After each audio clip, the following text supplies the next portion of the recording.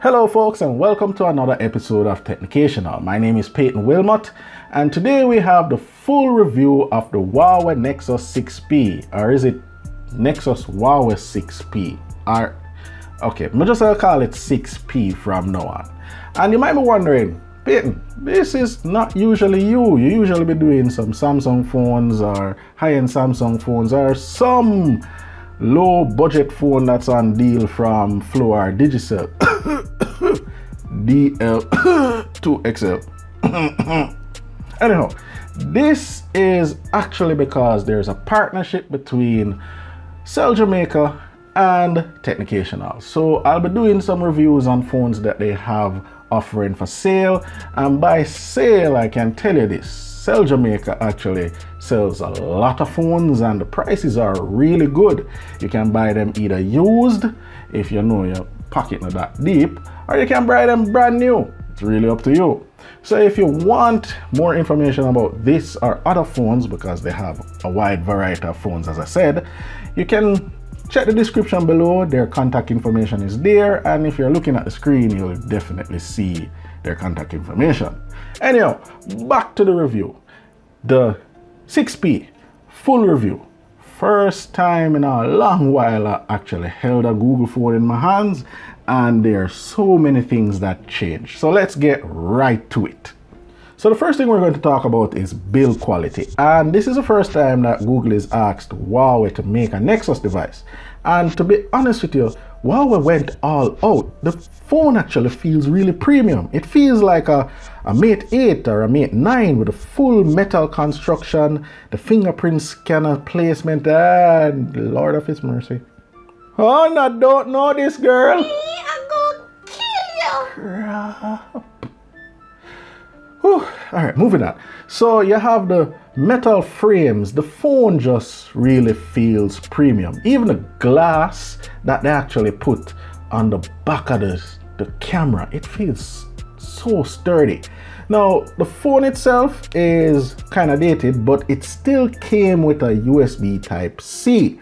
And it also has a headphone jack. Now, not a lot of phones doing that now. It also comes constructed with stereo speakers, front-facing stereo speakers, not that emulated crap where you have speaker at the bottom and speaker at the top. Front-facing speakers, so it's really loud. It's just nice to watch content on. And you know, the screen itself is quite beautiful. It has a front camera, no front flash, but it, all in all, the whole entire phone just screams premium. So let's talk about some specifications for all those persons who are considering this in 2018. It comes with 3 gigs of internal RAM. It also comes with a 32 gig space internally. You can also get it in 64 gigs or 128. It all depends on you and how deep your pocket is.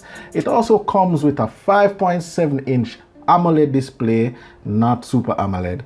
You have a 8 megapixel camera at the front, and you have a 12 megapixel camera at the back. It uses USB Type-C to charge, and one of the greatest highlights is when you're watching YouTube or any video, you have stereo speakers.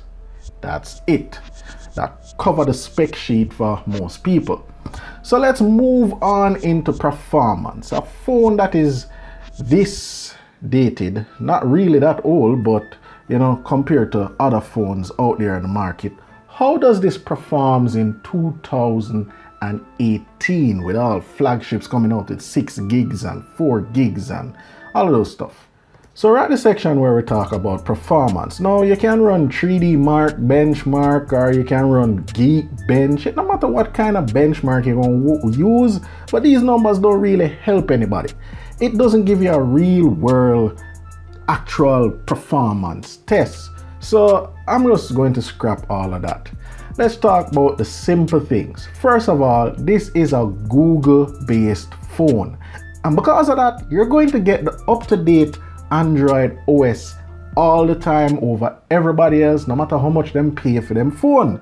So this phone that is older than my S7 Edge or a S8 out there was the first phone to get Oreo update. I don't know if it's going to get Android P, but right now it's running the latest Oreo. You can say that for a phone that you buy somewhere else that is newer than this?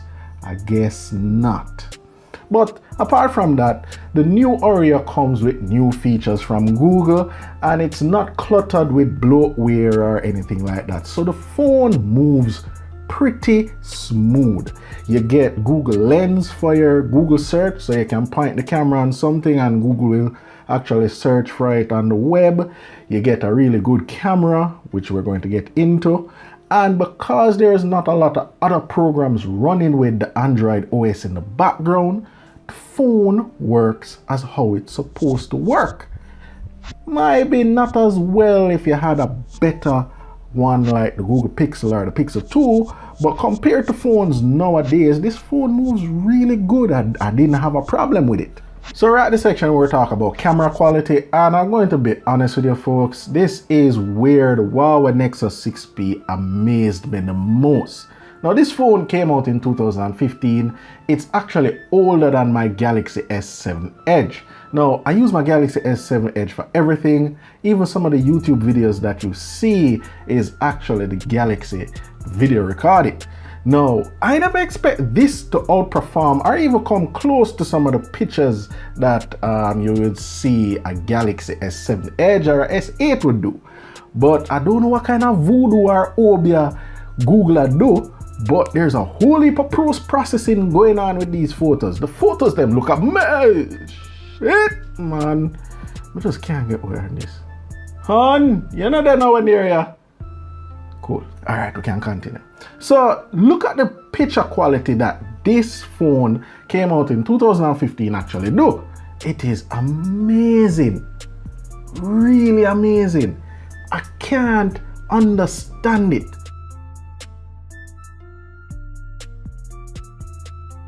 The low light performance is great. If you're taking pictures in the day, the dynamic range, the way the photos look, and also can do that blurry bokeh effect that phones just start putting two cameras together or putting the feature up and trying to do it. Now the bokeh effect is good, but the implementation is bad, and sometimes it's a hit or miss, so I just kind of just don't use it on it. But you have the option. And this is a phone that came out in 2015, people. The front camera pictures look good. You can do the bokeh effect with the front camera, and you can do the bokeh effect with the rear camera. Everything about this phone looks good. The processing in the background for the photos, I don't know. Obia, that's all I can say. Google, I use some high level Obia. They must get their Obia from the root of Obia. I don't know how them do this. So the last topic I want to touch on for the Nexus 6P is battery life. And this phone comes with a 3450 mAh battery, which is impressive for the time this phone actually came out. But it is not impressive by any means in 2018. It is average to say the least. I don't know if it's because the processor is not energy efficient enough, but by the end of the day, I'm staring down at 15 or 18% battery with average use. If you're a power user, you're probably going home with 3% or probably a dead phone. So in the battery department, it is okay, but I have seen better, to be honest. Also, the charge time for this phone is pretty lengthy. It doesn't support quick charge, so if you want to charge it, best you just leave it on the charger overnight.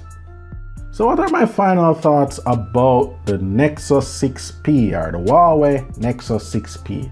Now I'm gonna be honest with you, this is a 2015 phone. That's not the price, people. That is the year that it came out, so no matter with the foolishness.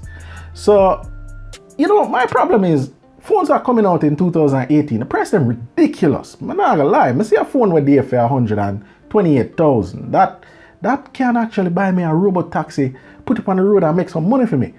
But anyway, we're not gonna look into that. If you want to buy that, you probably need the features and it's your money. But for most people in Jamaica, you want a phone where you can afford, where you can get the latest Android and you can get the latest features from Android. And the only way you're going to get that is if you buy a Pixel or a Google-based phone like this Nexus 6P. This has Ori on it, it has Google Lens, and not to mention the camera is still good compared to the likes of the S7 Edge. You have your front-facing stereo speakers where loud, you can watch your anime and your movies on, and you have an AMOLED screen that gives you really great colors. The only downside is that you have a 32 gig internal space, but you don't have any SD card support, so you can't expand the storage. And the fact that the battery is average, it's really up to you if you want to go this route. But if you really intend to pick up a phone like this, you're not going to pay 100,000 for, and the price is definitely going to be within your budget. If you want to know more about this phone, you can actually call Cell Jamaica and they will tell you anything you want to know about the phone. Apart from that, that is the full review of the Nexus 6P or the Huawei Nexus 6P. And until next time, people, continue to tell your friends, continue to show your support, and heal up to all of the comment squads. You know yourself, man. You always a comment on it, and I like the comments. If you have any problems, just always drop a comment, okay? Until next time, people, I'll go and watch some Hero Academia and enjoy it. Peace. Snakes in the grass, you gotta watch where you step. Blood on the leaves, you either kill or be killed. When there's food on the table, you either eat or you starve. And when there's sharks in the water, you either sink or you swim. It's a jungle out there. It's a jungle out there. It's a jungle out there.